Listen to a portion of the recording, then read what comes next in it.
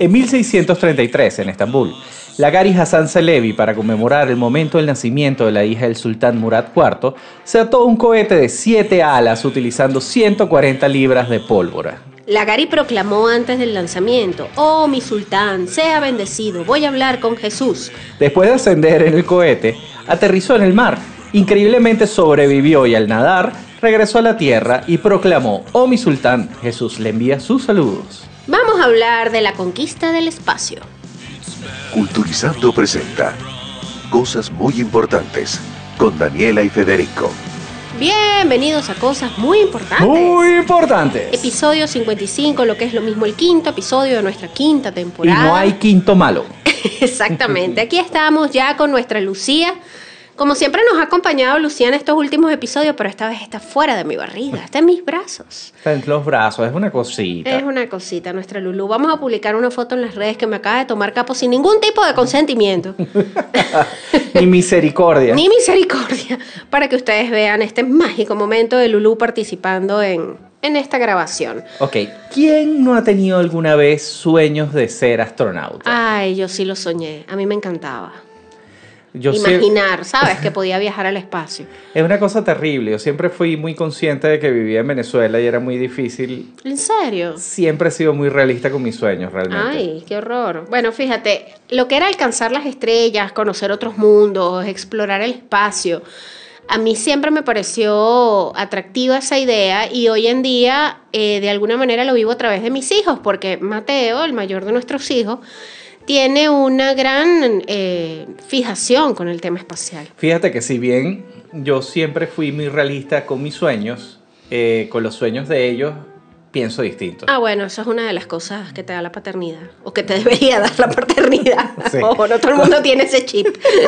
Pero bueno, vamos a contarles un poco acerca del cielo y sus misterios, porque estos han sido objeto de adoración por muchas culturas Y religiones. y muchas religiones. Pero fue la ciencia la que realmente nos permite llegar a las estrellas. Y algunas drogas.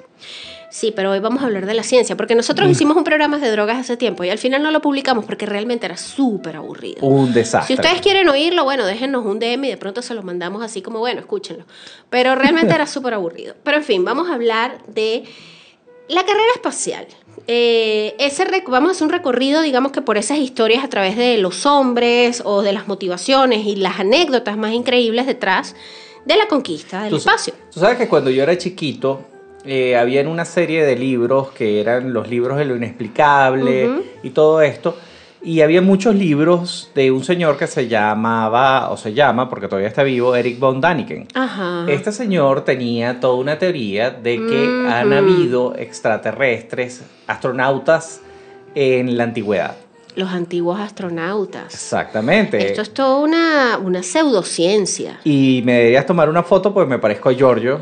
Sí. Federico de alienígenas ahí está para ancestrales. hacerle el meme de extraterrestres con la cara de capo.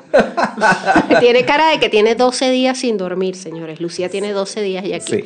Bueno, este señor von Däniken teorizaba que han habido acercamientos extraterrestres durante toda la antigüedad y que muchas religiones se basan precisamente en estos encuentros con alienígenas. Y también de que la tecnología, mucha de la tecnología que nosotros tenemos fue tomada de Sí. estos extraterrestres. Los ¿no? avances. Pero sabes que von Däniken era un tipo bien particular, ¿no? Porque yo no me atrevería a von Däniken a creerle pero nada. Cuando Mira, tú estudias su vida, a von Däniken yo no le dejaría mi cartera a la mano. el tipo estuvo preso. O sea, él tiene dos como hitos importantes de su historia. Uno, la cantidad de libros que escribió con todas estas teorías de los, ¿cómo se llaman? Los alienígenas ancestrales. Y otro, la cantidad de veces que estuvo preso por fraude. En igual medida. Mira, de hecho, Era falsificador. Entre estas primeras veces que él estuvo preso, lo que lo salvó fue precisamente el primer libro que escribió. Él utilizó lo que ganó en ese primer libro precisamente para pagar esas deudas que tenía y para pagar los costos judiciales, y con eso es que él sale de la cárcel. Qué barbaridad. Bueno, von Däniken, o sea, a pesar de su carrera delictiva, digamos que es considerado Un referente. Un referente, sí. Sí, o un sea, divulgador de ojo, toda esta pseudociencia. Ojo, sus actos fraudulentos no tienen nada que ver con lo literario ni con los extraterrestres. Este señor hacía fraudes en la hotelería. Sí, robaba plata. Exacto. Falsificaba identidades y robaba O sea, plata. es posible que este señor fuese un fan de los extraterrestres y utilizara los fondos de lo que se robaba en los hoteles para poder dedicarse a escribir. No lo sabemos. Bueno, no Ya este sé. señor tiene 96 No años. he probado otras fuentes de financiamiento en mi vida que no sean las legales, pero estoy empezando a considerar otras opciones ya a esta altura de la vida. Ok, ¿qué tal si hablamos de esto, los primeros locos que intentaron llegar a las estrellas, o por lo menos los primeros que están en los Sí, libros? los primeros audaces en lanzarse a la exploración espacial. Fíjate, los cohetes han sido un objeto de interés científico y para los aficionados desde hace siglos, ¿no? Porque ya los chinos estaban utilizando La pólvora pólvora. y unas especies de cohetes desde el siglo X. Ujú. Hay una leyenda bien curiosa que es la de Wang Hu, que es un personaje legendario chino. Mucha gente dice que no existió, que es un mero cuento, pero hay otros que sí creen que existió. Sí, bueno, este señor le dijo a un emperador, mira, yo voy a alcanzar las estrellas, entonces básicamente se amarró, hizo como un trono al que llenó de Sí, cohetes. una silla voladora. Una sí, silla señor. voladora, llenó de cohetes. Le pidió a un loco, mira, prende la Préndeme mecha ahí. y corre. Y la leyenda dice que Wang Hu desapareció. Claro, que Probablemente. explotaron los cohetes, todo se llenó de humo y cuando se disipó el humo, Wang Hu no estaba ni su silla ni nada, ¿no? Sí, bueno, o sea, un pedazo de Wang Hu estaba por allá, otro pedazo por allá. El hecho es que Wang Hu es considerado el primer astronauta del mundo, pero como bien decíamos, esta historia pues tiene como más de ficción que de realidad, pues tampoco es que hayan escrito, pues estamos hablando que esto fue hace muchísimo Sí, tiempo. yo creo que confío más en Von Daniken que en Wang Hu. Sí, bueno, entre Von Daniken y Wang Hu, nuestro programa de hoy todavía no tiene el peso de confiabilidad como para que usted No siga importa. escuchando, esperando que uno le diga algo trascendental. Confíen en nosotros, vamos a llegar ahí. En algún Ahora, momento llegaremos a gente que sea realmente confiable y fidedigna en esta ahorita, historia. volviendo a la introducción del programa, estábamos relatando la historia de Lagari Hassan Salevi. Este señor, tal como les estábamos contando, se amarró también a un cohete. Pero este sí sobrevivió, este no fue como Wang Hu. Este por lo menos apareció. Ahora, curiosamente, el hermano de Lagari Hassan Salevi también se dice que creó un planeador. Habría que investigar un poco acerca de los hermanos Salevi. Sí, pero esto esto- fue en Estambul y esto fue algo así como en 1600. Sí, todo esto también que cae en la categoría de Dios sabe si esto es verdad o no. Sí, puede tener mucho de ficción. El hecho es que están considerados como los primeros hombres en lanzarse al intento de hacer una carrera espacial. Por lo menos en un cohete. Exacto. Pues realmente este programa se podría llamar Amárrate en un cohete. Sí, sí. 3, 2, 1. 3, 2, 1. Este programa se debería llamar 3, 2, 1. Exacto. Fíjate, pero si hablamos de la carrera espacial o de toda esta visión de la exploración del espacio, no podemos pasar por alto, yo creo que al padre de todo esto, que es Julio Verne. Exactamente. Y Julio Verne tiene entre sus grandes novelas, obviamente tiene De la Tierra a la Luna, que curiosamente se dice que predijo mucho de la llegada del alunizaje, Fíjate. pero yo más que una predicción lo veo como una inspiración. Ahora es impresionante el nivel de detalle de Verne en esta novela que de alguna manera la NASA copia. Una de las cosas que más me llama a mí la atención es que cuando Verne escribió esta novela, Estados Unidos no era ni de cerca la superpotencia que es hoy en día. Para nada. Sin embargo, él sitúa esta novela en Estados Unidos y más aún lo sitúa En Cabo Cañaveral. en Cabo Cañaveral. Estamos hablando de que cómo, o sea, ¿por qué? O sea, ¿cuáles eran las potencias de su tiempo? Francia e Inglaterra. Por supuesto. A nadie se le pasaba por la cabeza A nadie. algo así en Estados Unidos. A Pero bueno, nadie. él lo sitúa en Cabo Cañaveral. Pero no solo eso, él sitúa un telescopio de 5 metros de diámetro en las montañas rocosas. La ubicación y el diámetro son idénticos a los que tuvo el primer telescopio en Monte Palomar. Como bien dijimos, seleccionó a Estados Unidos como el epicentro de todo esto. y no a Francia e Inglaterra, que hubiese sido lo natural en una novela de él, que él era francés. Fíjate, la nave de Verne, la que llega a la Luna, se llama Columbia y llevaba a 3 hombres. El módulo del Apolo 11, se llamó Columbia y también llevó a 3 hombres. Esto puede ser basado. Claro, inspiración. Yo creo que incluso como homenaje, ¿no? Claro, pero hay una cosa muy loca, que la velocidad que alcanzó el Apolo 11 fue de 40.000 kilómetros por hora, muy cercana a la del novelista francés. Él dijo que la velocidad a la que llegó fue de 38.720 kilómetros por hora. O sea, 280 kilómetros de diferencia. Exactamente. Qué barbaridad. Fíjate, otro detalle, y es que el Apolo 11 y la nave de la novela, la nave de la ficción de Verne, tenían forma cónica y medían 3,65 metros. Esto es una locura. Es una precisión bastante aterradora. Sí, bueno, y recordemos que Verne también escribió acerca de un submarino nuclear, cuando la idea de un submarino era algo todavía jalada de los pelos. Ya se habían intentado hacer submarinos en aquel entonces, pero la idea de Julio Verne fue... Julio Verne estaba 2 pueblos adelante, definitivamente, como se dice es una popularmente. cosa muy loca, sí. Ahora bien, Capo, hablemos de los inicios de la carrera espacial como tal. Exactamente. Todos sabemos que al espacio llegamos montados en un cohete. ¿Cómo llegamos a los cohetes? Exactamente. El primer científico que teorizó este asunto de que un cohete podía llevarnos al espacio fue un ruso llamado Konstantin Tsiolkovsky. Tsiolkovsky. Este es considerado el padre de la cosmonáutica. Sí, recordemos que los astronautas son los norteamericanos y los cosmonautas son los soviéticos. Son los soviéticos. Exactamente. Él publicó... sí, este señor era bárbaro. Publicó cerca de 500 trabajos. Esto estamos hablando entre 1880 y 1920. Exacto. Él estaba muy adelantado porque él hablaba de cohetes impulsados por combustible líquido. Sí, en varias etapas. Exacto, y no existía la tecnología para eso. Sí. Entonces, digamos que sus teorías quedaron ahí. La gente lo vio como bueno. Exacto, y las tomó un estadounidense llamado Robert Goddard. Robert Goddard tomó estas ideas, o se cree que tomó las ideas del ruso, y las llevó a la práctica. Y es Robert Goddard quien en 1926 lanza el primer cohete propulsado por combustible líquido. Este señor tuvo que hacer todas estas investigaciones en secreto prácticamente, porque toda la comunidad científica se dedicó a burlarse de él. Sí, de hecho lo mofaron y todo en el New York Times, o sea, nadie se lo tomaba en serio. Sí. Pero fue a mediados de la década de los 20 cuando científicos alemanes son los que empezaron a experimentar con cohetes propulsados por combustible líquido. Sí, porque ellos estaban tratando de crear armas para burlar el Tratado de Versalles.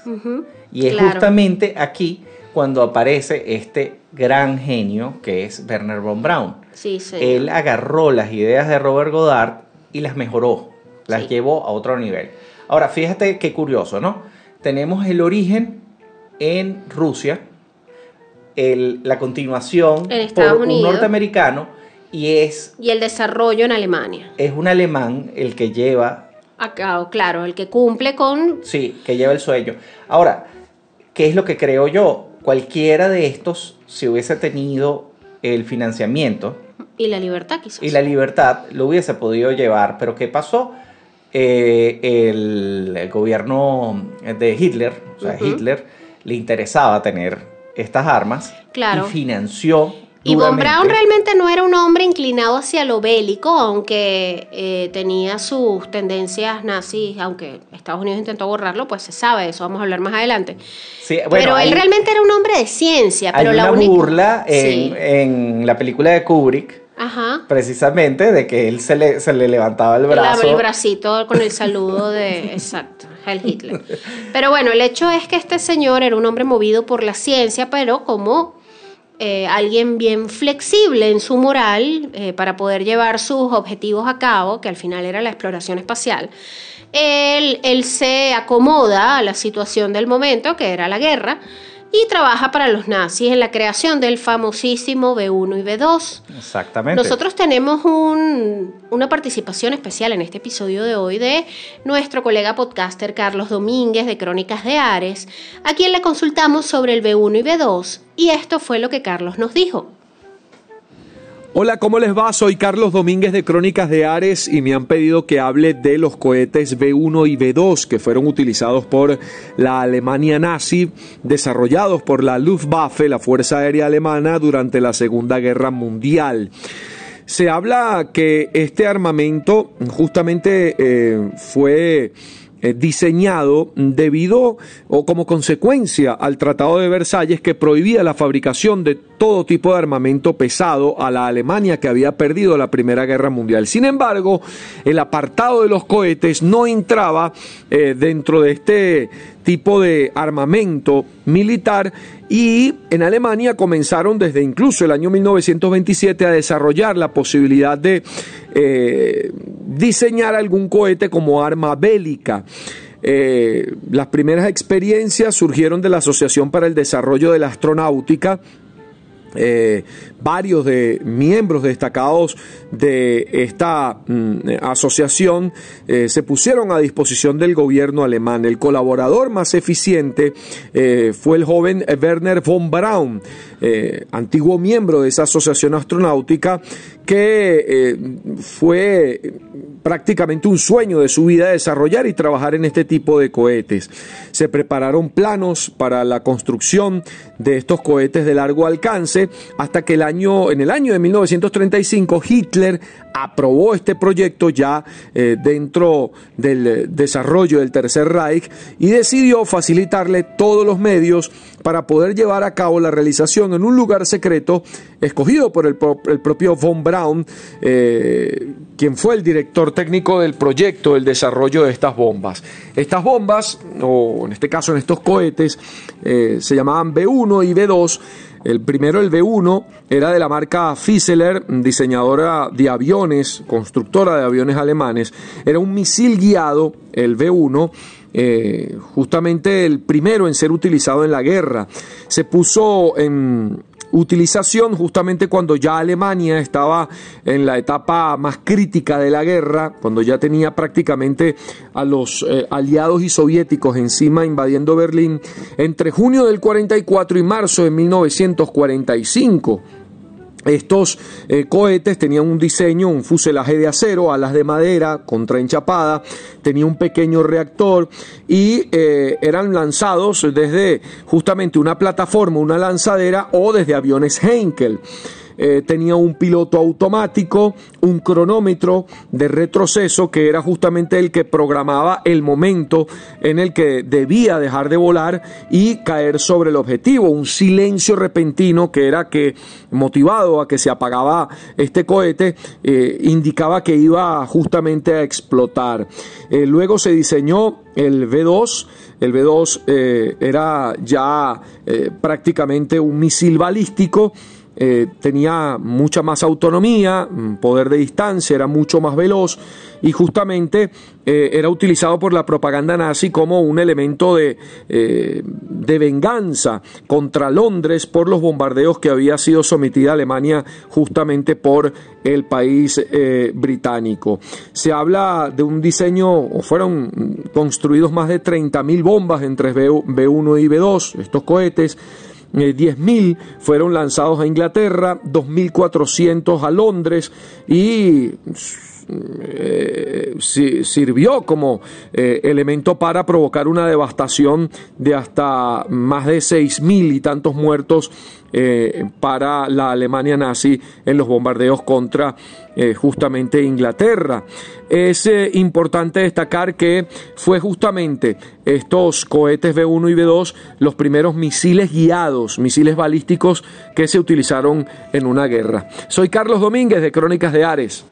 Gracias a Carlos Domínguez, nuestro amigo y colega podcaster de Crónicas de Ares, por este maravilloso resumen que nos hace del B1 y B2, que por cierto, Carlos estrenó esta semana precisamente un episodio de Crónicas de Ares dedicado al B1 y al B2, que está buenísimo. Sí, fueron los primeros misiles balísticos. Sí. Muchas gracias, Carlos. Entonces, Ahora, cuéntame, Capo, sigamos con la carrera espacial. mira, mientras todo el mundo estaba celebrando, excepto los nazis, el fin de la guerra, Ajá. tanto fuerzas norteamericanas como fuerzas soviéticas dentro del territorio alemán estaban como locos buscando estas maravillosas armas. Claro.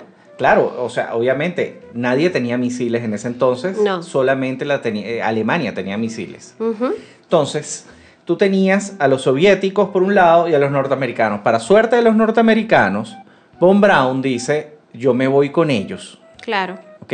Él decide, cuando él ve que El panorama. sí, que se está cayendo Alemania, él dice, los únicos que tienen los recursos y que me pueden dar a mí la El libertad financiamiento para para yo seguir. poder alcanzar las estrellas son los norteamericanos, y él se entrega Ujú. junto con 500 de sus científicos. Claro, no fue solo. O sea, fíjate, realmente eso fue algo noble, entre comillas, porque no se fue solo, se ha podido ir solo. No, se fue con su gente. Se fue con su gente y con sus familias.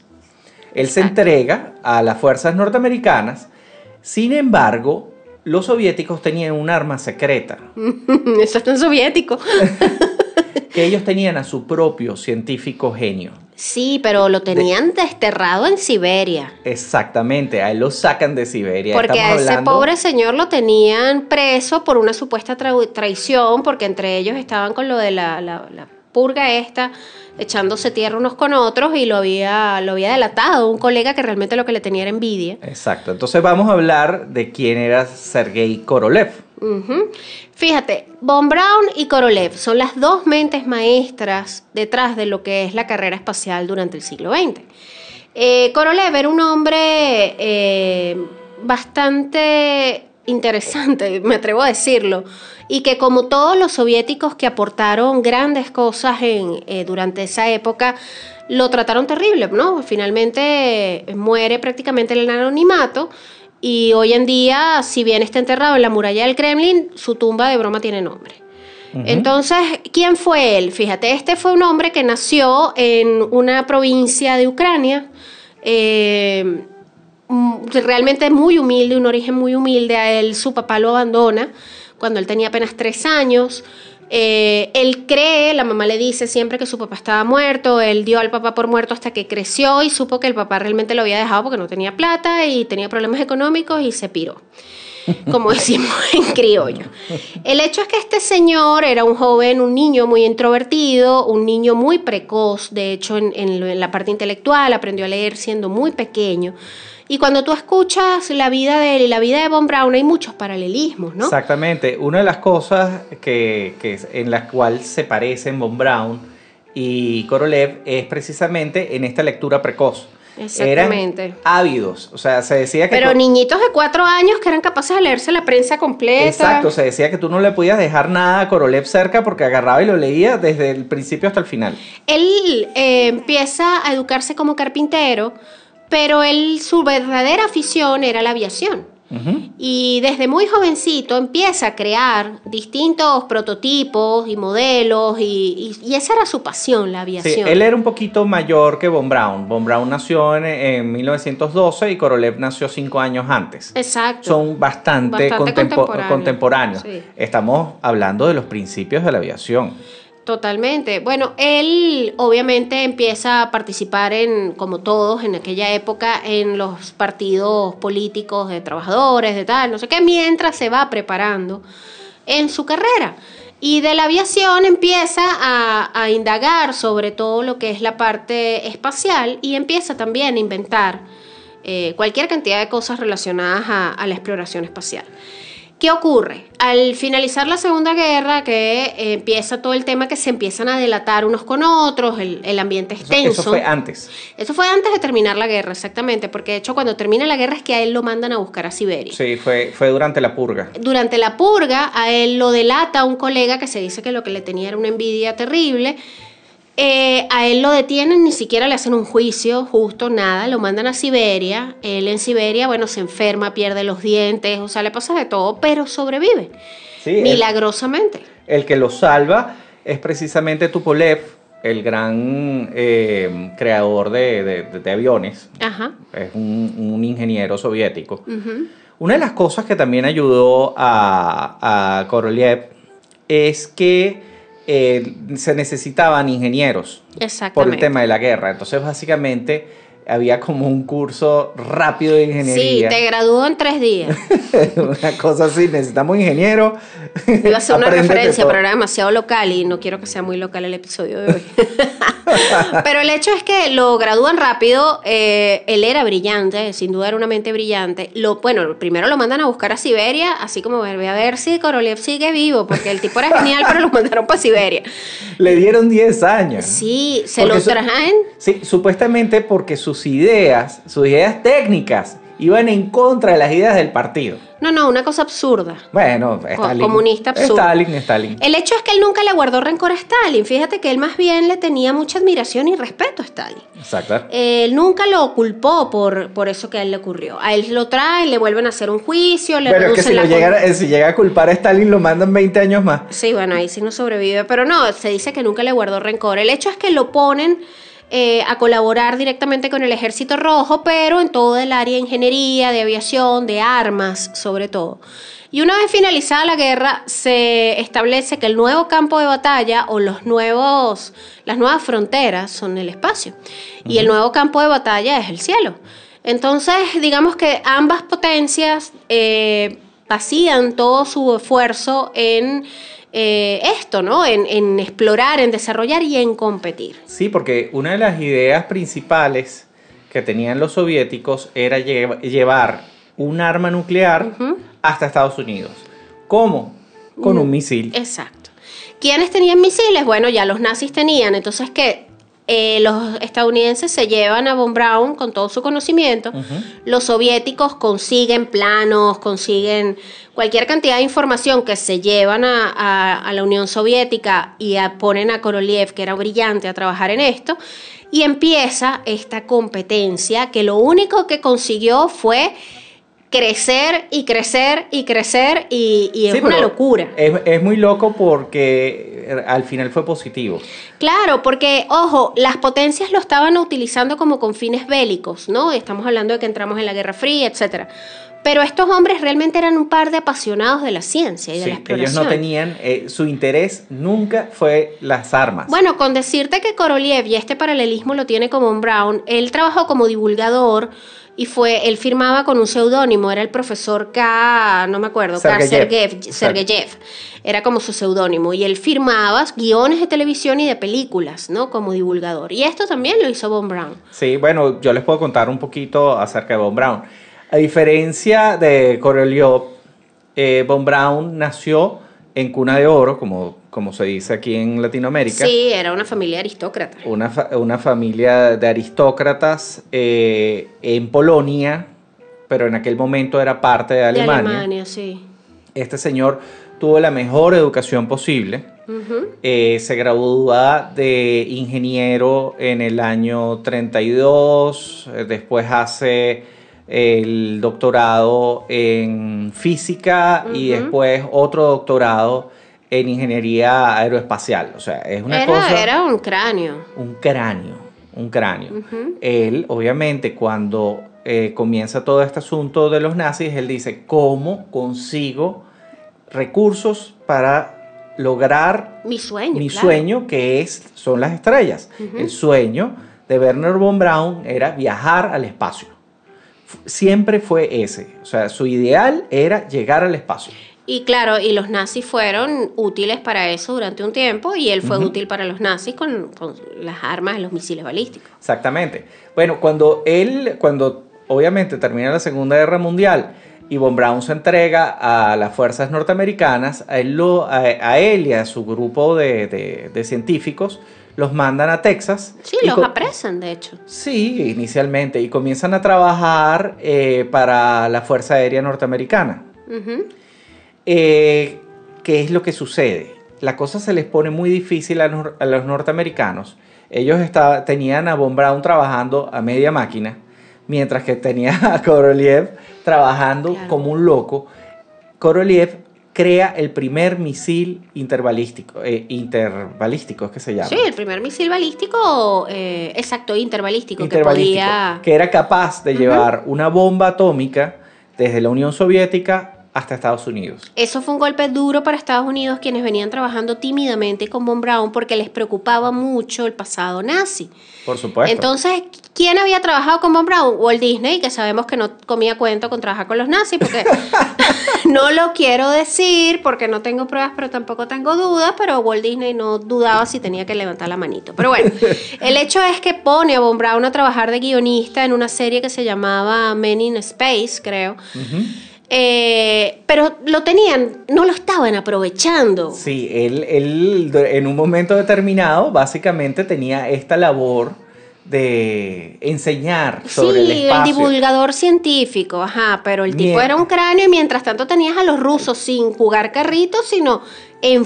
Trabajando 24/7 con este señor que era un genio de la misma talla de Von Braun y con todos los recursos que le podía dar la Unión Soviética. Claro, y bueno, y probablemente en algunos horarios que no serían precisamente muy humanos, pero bueno, exacto, eso es otra cosa. Eso no importa. Ahora, Korolev trabaja día y noche para que en 1957 lograron montar un satélite, un pequeño satélite El llamado Sputnik. Sputnik. El Y este famoso pequeño Sputnik. satélite creó un movimiento telúrico en la política norteamericana. Total. Que dijeron, estos señores nos ganaron. Entonces, ¿qué vamos a hacer? Agárrate a Von Braun y ponlo a trabajar, que es lo que es, no importa el pasado nazi, se lo borramos, Sí, le ya- echamos otra cosa encima. Ya en el 55, ya a Von Braun lo habían convertido en norteamericano. Pero ¿sabes qué es curioso? Y eso nos reíamos tú y yo repasando la información para este episodio. Cuando a Von Braun finalmente le dan carta blanca y le dicen, véngase para acá, Werner, que usted tiene que ponerse aquí a la altura de lo que están haciendo los soviéticos. El hombre en 5 semanas crea el misil interbalístico estadounidense, que ya los rusos habían picado adelante, los soviéticos y ya lo tenían listo. Pero en 5 semanas. Sí. Yo le decía a Capos, señores, que yo tuve 38 semanas de embarazo y no tuve chance de adelantar los episodios de cosas muy Mira la importantes. vergüenza, nosotros estamos grabando este episodio con Un día Lucía. antes, con Lucía pegada en el pecho de su madre alimentándose, porque yo no tuve tiempo de organizarme. Y este señor en 5 semanas hizo un misil interbalístico. Mira, te voy a contar unas cosas simpáticas acerca de Von Braun. Tú sabes que Von Braun era conocido como el terror de las secretarias del Tercer Reich. Sí, era mujeriego. Súper mujeriego. Y parece que esas malas mañas se las llevó para Estados Unidos también. Sí, bueno, curiosamente ya hacia el final de sus días se convirtió en un católico de estos recalcitrantes. Ay, qué loco eso. Sí. Dicen que él era muy apegado a su mamá, que era super mamás boy. Bueno, Y que de ahí venía toda esa fijación por el sexo opuesto y por ser un galán, un hombre súper pero era un tipo que detallista. siempre estaba muy bien arreglado, ¿eh? No, aparte de haber sido interesantísimo conversar con Werner Von Braun, por Dios. Imagínate tú estar en una fiesta y que se te acerque, hola, soy Werner Von Braun. Sí, o sea, Werner Von Braun se dio el tupé de aparecer en fotos con Hitler y con Kennedy. No a la vez, obvio. Eso hubiese sido muy extraño y muy imposible de lograr. Pero fíjate, hablando un poco del oscuro pasado de Von Braun, él a los 21 años, y esto es algo que a los estadounidenses nunca les gustó que se dijera, él ya a los 21 años manifestó su deseo de unirse a la SS, pero ingresó fue a los 28. Y él llegó a convertirse en un coronel durante el nazismo, por lo que se sabe que probablemente fue testigo de más de una atrocidad Por cometida supuesto, durante la guerra. en la fábrica de los B2, donde trabajaba Von Braun, utilizaban mano de obra esclava. Sí, exactamente. Y sabemos que ellos no eran precisamente unos protectores de los derechos humanos de nadie. El hecho es que en nombre de la ciencia pues se han cometido muchas atrocidades, Sí. pero al final Von Braun, digamos que pule un poco su nombre. Un poco. A este sí lo enterraron con honores, este no tuvo Sí, la suerte de señor. Korolev. Eso es algo que a mí siempre me ha parecido terrible de los soviéticos, Bueno, entre muchas otras cosas. Pero fíjate que los soviéticos tenían toda la razón. A Korolev le decían el gran Diseñador en jefe. maestro, el diseñador en jefe. Nadie sabía de Korolev. O sea, sabía Claro, era que para existía- protegerlo. Sabía que existía una persona que tenía la misma capacidad de Von Braun, Pero no sabían quién era. pero no sabían quién era, y resulta que era este señor Sí, Korolev. pero ni siquiera póstumamente. Fíjate, cuando Esto ocurrió con el creador de Tetris, por ejemplo. El creador de Tetris vino a poder cobrar algo de derechos hace nada. Él se va para Estados Unidos y se refugia y desde ahí empieza su batalla legal por que le reconozcan los derechos de su invento. Lo mismo ocurrió con Kalashnikov. Exactamente. Después te monta una estatua, ok, pero en vida no se les da ningún reconocimiento. O sea, todo lo que ellos hacen que es para el Estado, es para el Estado. Y es el Estado primero, y tú como genio olvídalo, o sea, tú eres una pieza más del Estado y listo. No, A Von Braun a Von Braun al final, ok, era un nazi, se lo llevan, le pulen el nombre, lo ponen a trabajar para ellos. Es el padre nada más y nada menos que de la mejor nave que se ha hecho en la historia. Bueno, este hombre llevó al hombre a la luna. Exacto. Fue Wernher von Braun. Fue Wernher von Braun quien crea el Saturno V. O sea, entonces, no sé, yo creo que, como dice el dicho, que con miel se consigue más que con vinagre.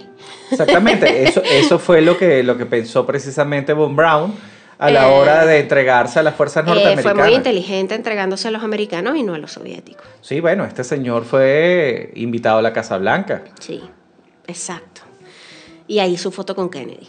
Bueno, el hecho es que la carrera espacial obviamente no se detiene ahí, inicia ahí. Debemos decir, y tú habías hecho, cuando estábamos conversando antes de grabar, una comparación bastante acertada con respecto a los Oscars. Uno habla de que el hombre llegó a la luna en el 69 con el Apolo 11 y que fueron los norteamericanos y lo recordamos y la bandera de Estados Unidos en la luna y todo esto, ¿no? No nos pongamos conspiranoicos, vamos a decir que esto sí ocurrió, porque yo particularmente creo que sí ocurrió, pero bueno. Sí. Pero el hecho es que quienes estuvieron en la cabeza de la carrera espacial siempre fueron los soviéticos. Sí, gracias a Korolev. Gracias a Korolev. Exacto. Fíjate, la comparación que estábamos haciendo es, por ejemplo, tienes a 2 películas que las nominan a 10 Óscares. Una gana 9 Óscares, pero la otra gana un solo Óscar y es el de mejor película. Esto es lo que ocurrió con la carrera espacial entre la Unión Soviética y Estados Unidos. La mejor competencia de todas la ganó Norteamérica. Exacto. Que fue llegar a la luna. Pero en todos los otros hitos ganó la Unión Soviética. Los primeros en mandar un hombre al espacio fueron los soviéticos con Yuri Gagarin. Exacto. Al poco tiempo, los norteamericanos igualan la hazaña. Luego, la primera mujer... Con Alan B. Shepard. Ajá, con Alan Shepard. Luego, la primera mujer en ser enviada al espacio, Valentina Tereshkova, también soviética. Al poco tiempo, los estadounidenses hacen lo suyo con Sally Ride. Y así, en todos los hitos, los primeros fueron siempre los soviéticos hasta el alunizaje. Entonces, bueno, fíjate, vamos a compartir en el Patreon unos extras muy importantes para contarles sobre los animales que han sido enviados al espacio. Exacto. Y si este capítulo les gustó, es completamente válido hacer una segunda parte en la cual hablemos un poco acerca de las misiones de Mercury y las misiones de Apolo que llevaron precisamente al hombre a la luna. Después tenemos a los transbordadores y actualmente a los ricos que se han convertido en los nuevos exploradores espaciales. La nueva estamos viviendo una nueva carrera espacial, pero ahorita es entre multimillonarios. Exactamente. Ahora, si no tienes plata, no vas. Pero fíjate, hay otra historia que también me parece interesante de compartir, la podemos dejar para un extra de Patreon, que es la historia de Sergei Krikalev. Sergei Krikalev fue el cosmonauta soviético, el último cosmonauta soviético y primer cosmonauta ruso. ¿Esto qué significa? Que a este señor lo lanzaron en una misión cuando todavía existía la Unión Soviética y lo regresaron cuando la Unión Soviética había caído. Pero en ese proceso a este hombre lo dejaron olvidado en el espacio. Porque no era prioridad. Perdido en el espacio. No era prioridad, capo. El pobre loco lo dejaron botado en el espacio y lo tenían que recoger y nadie lo recogía porque se habían quedado sin plata. Y los soviéticos hasta hicieron una campaña publicitaria tomando Coca-Cola y todo con los astronautas para ver si podían recoger dinero suficiente y traerse a Sergei de vuelta, y ni eso les funcionó. Pero esa historia es mucho más larga y se las podemos echar en un extra de Patreon porque está interesante. Bueno, esto fue nuestra vuelta al ruedo Ya como Daniela no tiene a Lucía en la barriga, la tiene en los brazos. Lucía se ha portado muy bien. Tengo que destacar Es una podcaster. que Lucía, mi Lucía todoterreno, ha estado tomando lechita de su madre todo el capítulo, calladita, señores. Vamos a Exacto. ver si esto continúa así, yo no sé. Bueno, vamos a agradecer a los mecenas de Patreon, a Rafa, Matías, Aurora, Lizzy, Rosángel, Félix, Astrid, Sofía. Y tenemos un mecena incógnito que su user es FKNMD Helsing. Saludos para ti también, gracias por formar parte de nuestros mecenas muy importantes. ¿Qué tienen que hacer para ser mecenas, Capo? ¡Pagar! Pero pagar muy poquito, porque ¡Barato! desde $3 mensuales ustedes pueden sumarse a nuestro selecto grupo de mecenas. ¿Y esto qué incluye? Pues contenido extra, como el que les vamos a contar para complementar este episodio. No, y ya vamos con todo porque ya pasó el embarazo y, No prometas, ¿oíste? Mira que esto costó. y Lucía se porta muy bien. Sí, bueno, mientras Lucía lo permite, ustedes saben que ella es la nueva jefa de cosas muy importantes y de nuestra vida, junto con los otros dos que están esperando la cena en este momento. Síganos en nuestras redes sociales, @cosas muy importantes en Instagram, @podcastcmi en Twitter. nuestra web www.cosasmuyimportantes.com para que lean todos estos contenidos, al igual que en culturizando.com/cosas muy importantes. Y bueno, y nuestro Patreon, que es lo más importante ahora porque tenemos muchos gastos, señores, somos una familia de 5. Patreon.com/cosas muy importantes. Nos escuchamos la próxima semana, Capo. Nos escuchamos. Para ver, ¿qué vamos a hacer la semana que viene? Familias poderosas. Vamos a hablar de los Rothschild. Dios mío. ¿Te parece? Por supuesto. Así bien fancy, bien oscuro, bien... Bien macabro. Bien macabro. Ya lo saben, nos escuchamos la semana que viene, siempre y cuando la pequeña jefa lo permita y el cansancio también nos deje. Yo soy Daniela Federico. y la pequeña Lucía aquí a mi lado, y esto fue Cosas Muy importantes. Culturizando presentó Cosas muy importantes con Daniela y Federico.